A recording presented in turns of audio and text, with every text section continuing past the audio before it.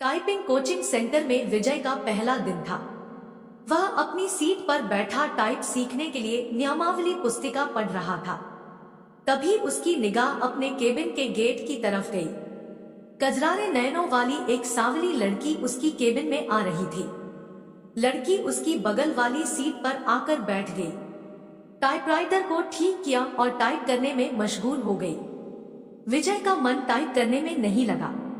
वह किसी भी हालत में लड़की से बातें करना चाह रहा था। वह टाइपराइटर पर कागज लगाकर बैठ गया और लड़की को देखने लगा। लड़की की अंगुलियां टाइपराइटर के कीबोर्ड पर ऐसे पड़ रही थी जैसे हारमोनियम बजा रही हो। क्या देख रहे हो? थोड़ी देर बाद लड़की गुस्से से बोली, आपको टाइप करते हुए देख रहा हूं। यहाँ क्या करने आए हो? टाइप सीखने। ऐसे सीखोगे? लड़की के स्वर में तल्खी बरकरार थी। मेरा आज पहला दिन है, इसलिए मेरी समझ में कुछ नहीं आ रहा है। आप टाइप कर रही थी तो मैं देखने लगा कि आपकी अंगुलियां कैसे पड़ती हैं कीबोर्ड पर। आपको टाइप करते देखकर लगा मैं भी सीख जाऊंगा। यदि इसी तरह मुझे ही देखते रहे तो आपकी यह मनोकामना कभी पूरी नहीं होगी। लड़की फिर टाइप करने में जुट गई। विजय भी कीबोर्ड देखकर टाइप करने लगा। टाइप करने में उसका मन नहीं लग रहा था। वे बेचैनी सी महसूस कर रहा था। 10 मिनट बाद ही उसने टाइपराइटर का रिबन फंसा दिया। रिबन तो फंसेगा ही जब ध्यान कहीं और होगा। लड़की उसके टाइपराइटर को थोड़ा अपनी ओर खींचकर रिबन ठीक करने लगी। इसी बीच रिबन नीचे गिर गया। वह उसे उठाने के लिए झुकी तो उसके गले से चुन्नी गिर गई। रिबन उठाने के लिए विजय भी झुका था। उसकी निगाह अकस्मात ही लड़की के उरोजों पर चली गई। वह सकपका गया। लो, ठीक हो गया, लड़की ने कहा तो उसकी चेतना लौटी। लड़की फिर टाइप करने में लग गई, लेकिन विजय का मन टाइप में नहीं लगा। वह लड़की से बात करने की ताक में ही लगा रहा। मन नहीं लग रहा है। अचानक लड़की ने उससे पूछा तो बाछें खिल गई। लगता है कि सीख भी नहीं पाऊंगा। आसार तो कुछ ऐसे ही दिखते हैं। आपका नाम? विजय ने बात को बढ़ाने के लिए सवाल कर दिया। सरिता। अच्छा नाम है, लेकिन मुझे इस नाम से नफरत है। क्यों? कोई एक कारण हो तो बताएं। यह कहते हुए सरिता अपनी सीट से उठी और पर्स कंधे पर टांगते हुए केबिन से बाहर निकल गई। विजय उसे जाते हुए देखता रहा। उसके जाने के बाद उसने टाइपराइटर पर डाली। टाइपराइटर उसे उदास लगा और दुनिया बदल गई। इसी दिन से विजय हवा में उड़ने लगा। रातों को छत पर घूमने लगा, तारे गिनता और उनसे बातें करता। चांदनी रात में बैठकर कविताएं लिखता। गर्मी की धूप उसे गुनगुनी लगने लगी। दुनिया गुलाबी हो गई तो जिंदगी गुलाब का फूल। आंखों से नींद गायब हो गई। वह ख्यालों ही ख्यालों में पैदल ही कई कई किलोमीटर घूम आता। अपनी इस स्थिति के बारे में उसने अपने एक दोस्त को बताया तो उसने कहा, गुरु तुम्हें प्यार हो गया है। दोस्त की बात सुनकर उसे अच्छा लगा। अगले दिन विजय ने सरिता से कहा कि आप पर एक कविता लिखी है, चाहता हूं कि आप इसे पढ़ें। यह भी खूब रही। जान न पहचान, तू मेरा मेहमान। कितना जानते हैं आप मुझे? जो भी जानता हूं उसी आधार पर लिखा हूं। सरिता उसकी लिखी कविता पढ़ने लगी। सरिता कलकल करके बहने वाली जलधारा लोगों की प्यास बुझाती, किसानों के खेतों को सींचती। राह में आती है बहुत बाधा, फिर भी मिलती है सागर से उसके प्रेम में सागर। साहिल पर पटकता है सिर, उनके प्रेम की प्रगाढ़ता का प्रमाण। पूर्णमासी की रात में उठने वाला ज्वार भाटा। सरिता है तो सागर है। सरिता के बिना रेगिस्तान हो जाएगा सागर। सागर के प्रेम में सरिता लांघती है पहाड़, पठार और मानव निर्मित बाधाओं को। कविता के नीचे उसने विजय की जगह सागर लिखा था। सरिता ने उसे देखा और कागज विजय की तरफ बढ़ा दिया। विजय ने कहा कि मैं चाहता हूं कि आप इसे टाइप कर दें। इसे छपने के लिए भेजना है। सरिता कुछ नहीं बोली। कागज को सामने रखकर टाइप करने लगी। विजय उसे देखता रहा। इस बात का आभास सरिता को भी था कि विजय उसे ही देख रहा है, लेकिन उसने कोई विरोध करने के बजाय पूछा कि आप कवि हैं? बनने की कोशिश कर रहा हूं। कवि भगोड़े होते हैं, सरिता ने उसकी ओर देखते हुए कहा। उसकी इस टिप्पणी से विजय सकपका गया। कवि अपने सुख के लिए कविता रचता है। रचते समय वह कविता के बारे में सोचता है, उसके बाद वह कविता को उसके हाल पर छोड़ देता है। कविता जब संकट में होती है तो कवि कविता के पक्ष में खड़ा नहीं होता। यह आप कैसे कह सकती हैं? मैं समझती हूं कि आदमी की जिंदगी भी एक कविता है। मेरी जिंदगी एक कविता है। मेरी जिंदगी मुझे अच्छी नहीं लगती, इसलिए कविता भी मुझे अच्छी नहीं लगती। अरे वाह, आप तो कवि हैं। अभी आपने जो कहा वह तो कविता है। कविता नहीं, कविता का प्रलाप है, उसकी वेदना जो उस कवि के कारण उपजी है जिसने मेरी जिंदगी की रचना की। इतना कहकर सरिता केबिन से बाहर चली गई। कैसी है यह?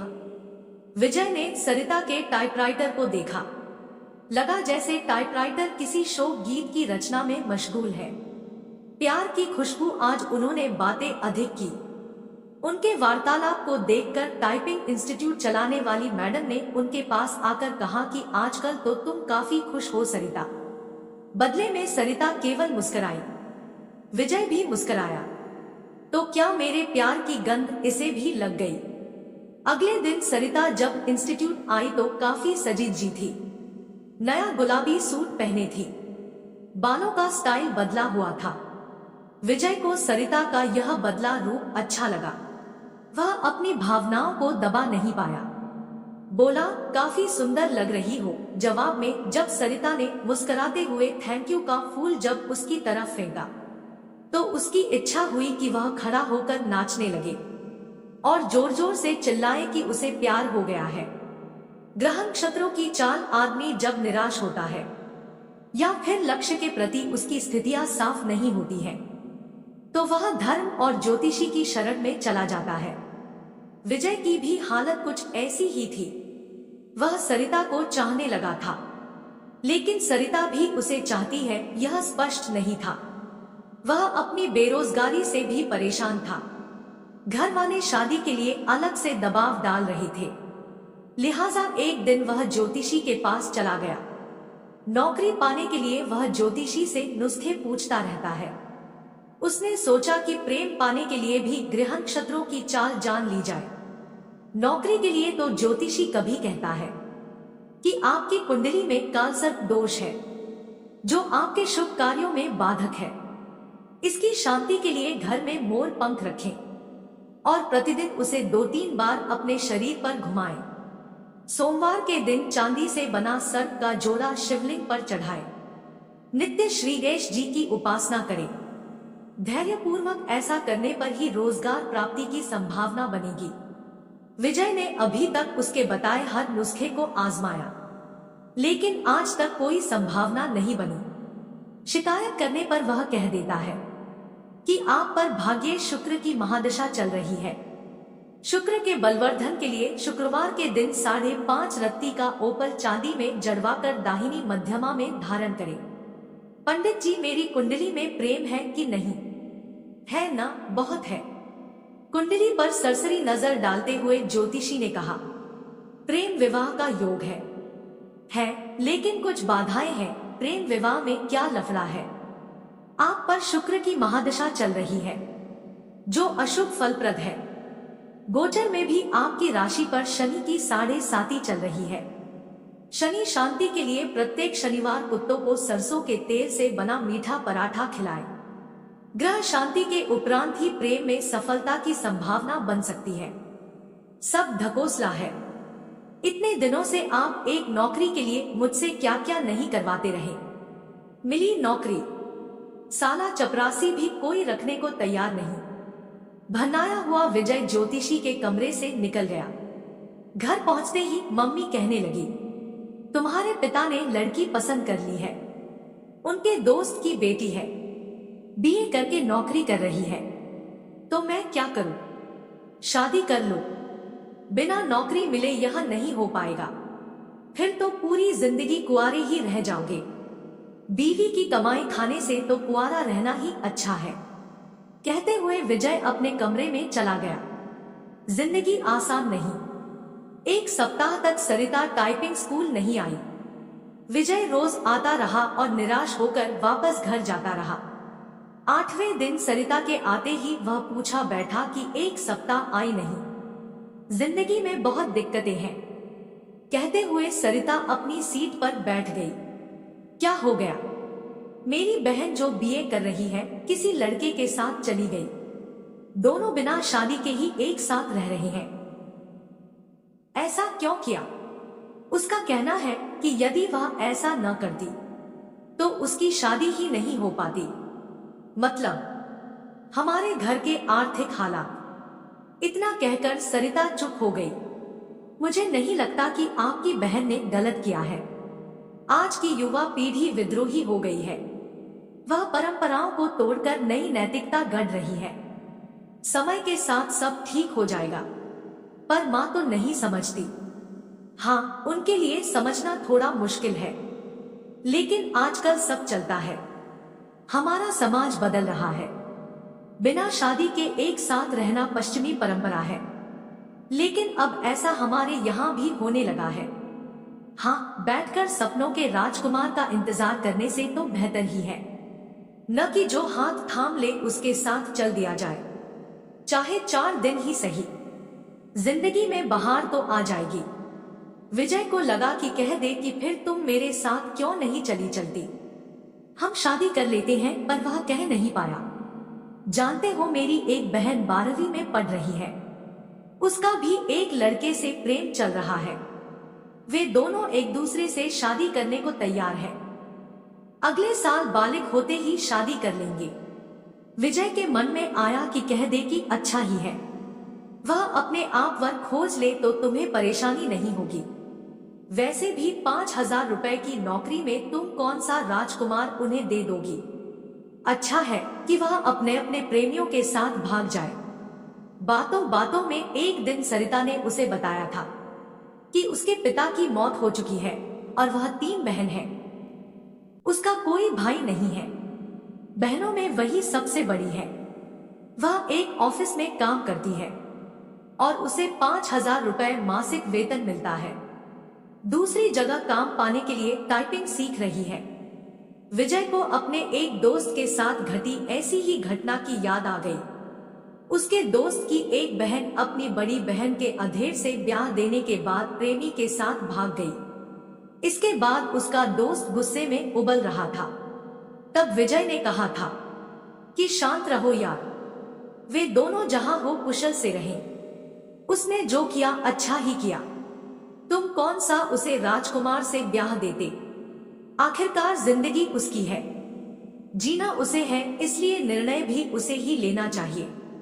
दोस्त के बड़े भाई ने भी विजय की बात का समर्थन किया था, लेकिन थोड़ा दार्शनिक अंदाज में कहा था कि होनी को यही मंजूर था। मैं भी सोचती हूँ कि एक बहन ने जो किया ठीक ही है, दूसरी जो करेगी वह भी अच्छा ही है। जीवन यदि संघर्ष है तो करो। प्रेमी से पति बना व्यक्ति भी धोखा दे सकता है।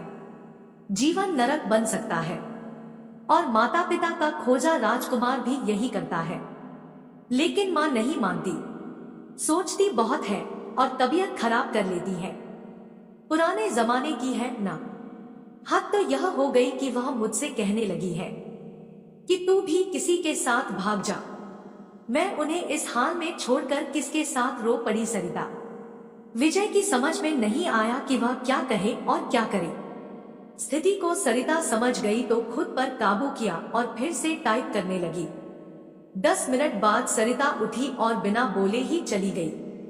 विजय की इच्छा हुई कि वह उसके पीछे पीछे चला जाए, लेकिन वह बैठा रहा और उसे जाते देखता रहा। मूसलाधारिश में बिजली का गिरना, आसमान में काले बादल घिर आए थे। इस कारण परिवेश में अंधेरा पसर गया था। रह रहकर आसमान में बिजली चमकती और बादल गरजते। ऐसे मौसम में भी विजय टाइपिंग स्कूल जाने के लिए तैयार था।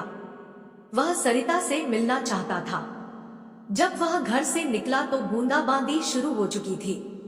फिर भी वह तेज कदमों से टाइपिंग स्कूल की तरफ बढ़ने लगा। कुछ ही दूर गया होगा कि बारिश तेज हो गई।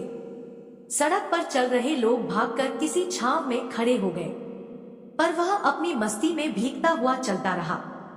इंस्टीट्यूट पहुंचकर उसे पता चला कि सरिता नहीं आई है। इतनी बारिश में आने की क्या जरूरत थी? मैडम ने विजय से कहा, आप नहीं समझेंगी, सब समझती हूँ, लेकिन अब सरिता यहाँ कभी नहीं आएगी। क्यों? आपको कैसे पता? उसका फोन आया था। उसने कहा कि यदि आप आओ तो बता दूं। वह कभी नहीं आएगी। विजय की आवाज किसी कुएं में से आती लगी। विजय टाइपिंग स्कूल से बाहर आया। बाहर मूसलाधार बारिश हो रही थी। जैसे ही उसने नीचे की ओर कदम रखा, जोर से बिजली चमकी और बादल गरजने लगा। विजय संज्ञा शून्य सा भीगता हुआ घर की तरफ चल पड़ा। उसने सोचा कि वह सरिता के घर जाएगा, लेकिन उसके घर का पता तो मैडम दे सकती है। यह सोचकर वापस पलटा, लेकिन तब तक टाइपिंग स्कूल बंद हो चुका था। भीगते हुए घर पहुंचा, तब तक उसका शरीर बुखार से तपने लगा।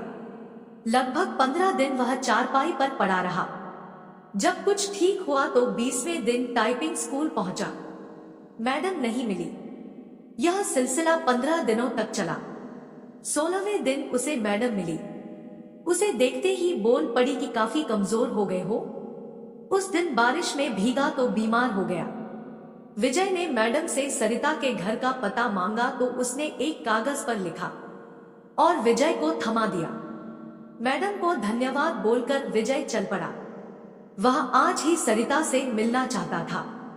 जब वह मैडम के दिए पते पर पहुंचा तो वहां ताला लगा था। पड़ोसियों से पूछने पर पता चला कि सरिता यही रहती थी, लेकिन अब मकान बेचकर चली गई है। कई लोगों से पूछने के बाद भी विजय को उसका नया पता नहीं मिला। निराश होकर वह घर लौट आया। सरिता के इस व्यवहार से उसे काफी धक्का लगा। उसे कुछ समझ नहीं आ रहा था कि सरिता ने ऐसा क्यों किया। वह सरिता की याद में कविताएं लिखने लगा। एक दिन उसने एक सपना देखा और उसके भावों को कविता के रूप में कागज पर लिखा। सरिता जो निकली अपने उद्गम स्थल से सागर की चाह में चली, द्रुत गति से सामने आ गया। पहाड़ टकराने के बाद बदल लिया अपना मार्ग था। लंबा पहाड़ों की श्रृंखला थी। पठार और पथरीली जमीन भी, आदमी भी खड़ा था। फावड़ा लिए बांध बनाने को तत्पर, खेत सींचने के लिए चाहिए उसे, पानी पीने के लिए भी बिजली भी तो चाहिए, घर रोशन करने के लिए, कारखाने चलाने के लिए, कारखानों के कचरे को बहाने के लिए भी चाहिए उसे नदी। प्रकृति से लड़ते नहीं थकी। वह बहती रही अविरल दिल में, सागर से मिलने की चाह लिए। भारी पड़ा प्यार अवरोधों पर पहुंच गई वह साहिल पर, लेकिन मानव ने बना बांध रोक दी उसकी धारा। कारखानों की गंदगी उड़ेल सरा दिया। उसकी आत्मा को अपने आंसुओं से धोती रह वह अपना बदन। निर्मलता से मिलना चाहती थी। सागर से विकास उन्मादी मानव ने रौंद दिया। उसकी आत्मा को जिंदा लाश हो गई। वह उसके लिए तड़पता है। सागर साहिल पर पटकता है। अपने सिर को उसने तो दम तोड़ दिया।